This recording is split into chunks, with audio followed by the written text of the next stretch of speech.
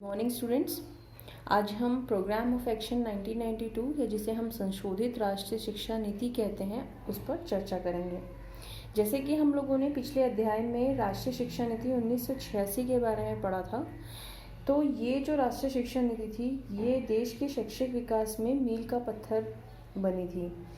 तो उस दौरान जो कार्यक्रम नहीं हो पाए थे सफल, तो किस तरीके से संशोधित राष्ट्रीय शिक्षा नीति ने अपने जो सुझाव हैं वो इसमें प्रस्तुत किए हैं। तो उस दौरान अगर हम 1990 की बात करते हैं तो आचार्य राममूर्ति की अध्यक्षता में जो एक समिति थी उसने राष्ट्रीय शिक्षा नीति 1986 की समीक्षा करी थी। और जो केंद्रीय सलाहकार बोर्ड है जिसे हम कैबे कहते हैं, central advisory board of education, तो ये एडवाइजरी बोर्ड ने इस पे विचार किया था। और उस दौरान जो आंध्र प्रदेश के तत्कालीन मुख्यमंत्री जी थे श्री एन जनार्दन रेड्डी जी ने उनकी अध्यक्षता में 22 जनवरी 1992 को नीति समिति ने अपनी रिपोर्ट इसमें प्रस्तुत करी थी। और जो शिक्षा का जो केंद्रीय सलाहकार बोर्ड है, कैबे है, उसने इस रिपोर्ट पर विचार करके उसमें कुछ परिवर्तन इन्होंने किए थे। और जो परिवर्तन करके फिर जो संशोधित राष्ट्रीय शिक्षा नीति जो बनी है उसी को ही हम कार्यक्रम या 19 प्रोग्राम ऑफ एक्शन 1992 भी कहते हैं। तो 19 अगस्त 1992 को संशोधित कार्य नीति या प्रोग्राम ऑफ एक्शन या संशोधित राष्ट्रीय शिक्षा नीति 1992 संसद के समक्ष ये रखी गई थी। तो इसमें जो उन्होंने संशोधन जो किया है वो हम देखेंगे कि किन किन बातों पर उन्होंने इसको संशोधन किया है और क्या क्या उन्होंने मुख्य बिंदु पर इसमें चर्चा करी है। तो आइए देखते हैं समिति द्वारा जो निम्नलिखित संशोधन प्रस्तुत किए गए हैं वो ये है। पहला पॉइंट है हमारा, बालिकाओं और महिलाओं और ड्रॉप आउट जो बालक हैं उनके लिए अनौपचारिक शिक्षा की उपलब्ध कराने की बात की गई है कि जो बालिकाएं 15 से 35 वर्ष के आयु वर्ग की जो बालिकाएं हैं या महिलाएं हैं या ड्रॉप आउट जो बच्चे हैं उनकी अनौपचारिक शिक्षा की यहाँ पे उनको उपलब्ध कराने की बात की गई है। दूसरा पॉइंट है कि मध्याह्न भोजन योजना, लेखन सामग्री, पुस्तकें और निःशुल्क शिक्षा। तो इसमें जो कमज़ोर वर्ग है जैसे अनुसूचित जाति हुई, अनुसूचित जनजाति हैं या अन्य पिछड़े वर्ग हैं या अल्पसंख्यक वर्ग हैं, ऐसे वर्गों के जो विद्यार्थी हैं उनके लिए मध्याह्न भोजन योजना है, लेखन सामग्री है, पुस्तकें हैं, निःशुल्क शिक्षा के रूप में उन्होंने विशेष प्रावधान यहाँ पे दिए गए हैं। तीसरा पॉइंट है हमारा, छात्रावास सुविधा, बहुशिल्पीय शिक्षा।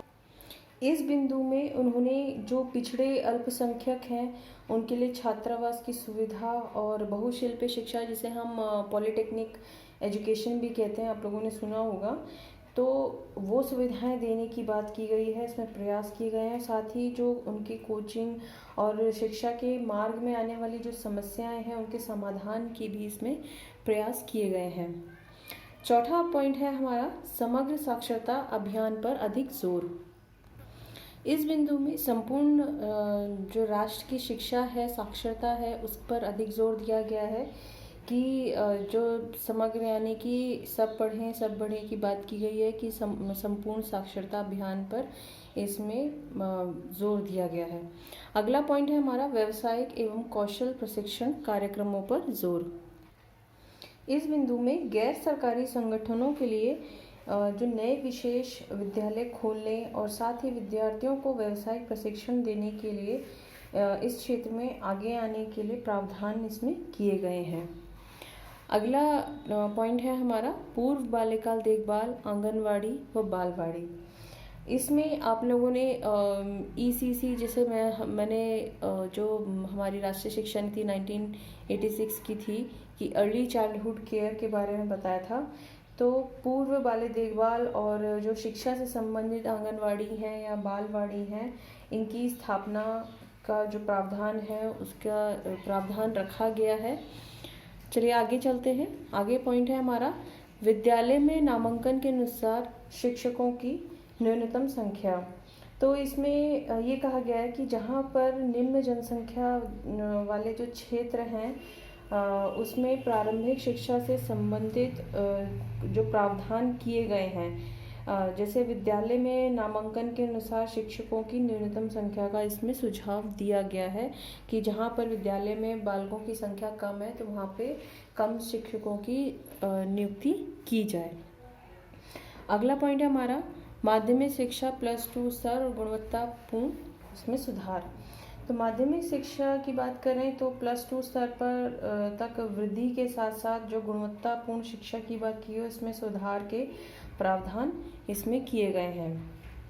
अगला पॉइंट है हमारा नवोदय विद्यालय की गुणवत्ता में वृद्धि। जितने भी नवोदय विद्यालय स्थापित किए गए हैं उनमें गुणवत्ता लाई जाए और दूसरे विद्यालयों के लिए एक आदर्श स्थापित करने पर इसमें बल दिया गया है, ताकि नवोदय विद्यालय में जो गुणवत्ता लाई जाएगी ताकि वो एक आदर्श विद्यालय के रूप में रहे।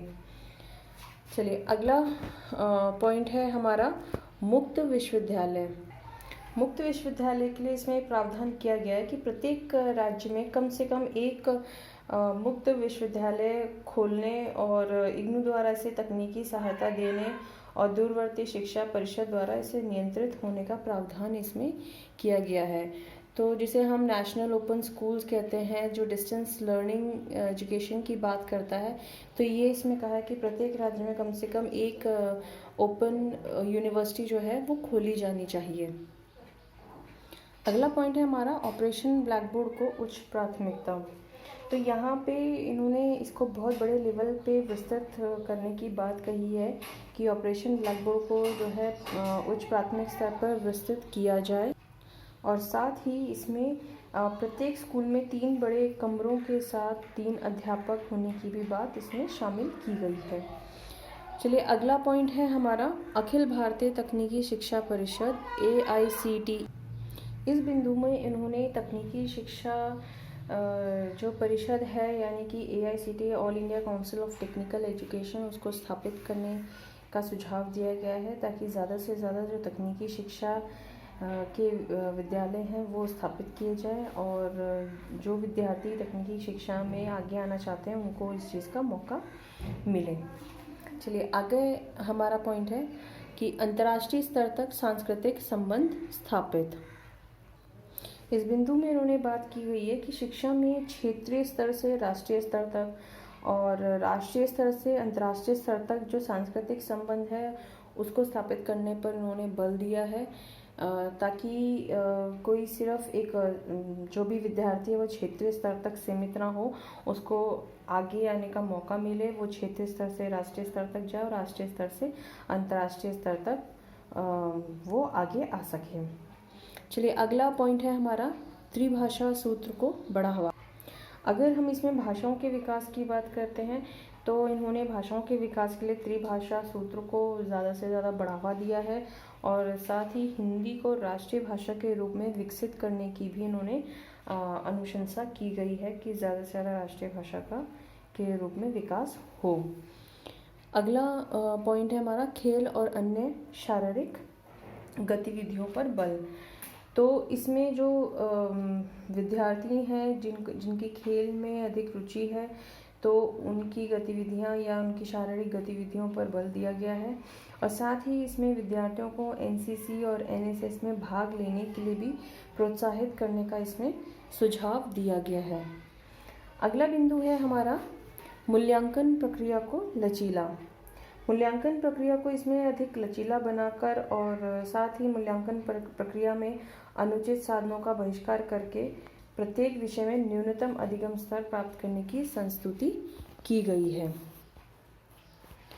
अगला पॉइंट है हमारा डाइट, CTE और IASC की स्थापना ज़्यादा से ज़्यादा और इन सबको इन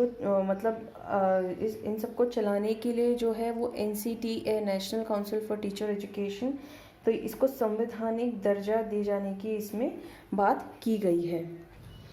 जैसे कि जिला शिक्षा एवं प्रशिक्षण संस्थान जो डाइट्स हैं या शिक्षक शिक्षा केंद्र हैं और उन्नत शिक्षा अध्ययन केंद्र हैं, इन सब की स्थापना हेतु जो NCTE है, राष्ट्रीय अध्यापक शिक्षा परिषद, उसको एक संवैधानिक दर्जा दिए जाने की इसमें संस्तुति की गई है।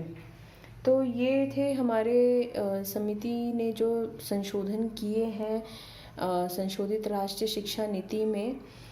इसमें एक और चीज़ उन्होंने बात की है कि जो शिक्षा के विकेंद्रीकरण और इस क्षेत्र में जो गैर सरकारी संगठनों को भाग लेने की भी अनुमति प्रदान करने की इन्होंने संस्तुति इसमें की गई है, ताकि जो गैर सरकारी संगठन हैं वो भी इन सब चीज़ों में भाग ले सकें, उनको भी अनुमति दी गई है।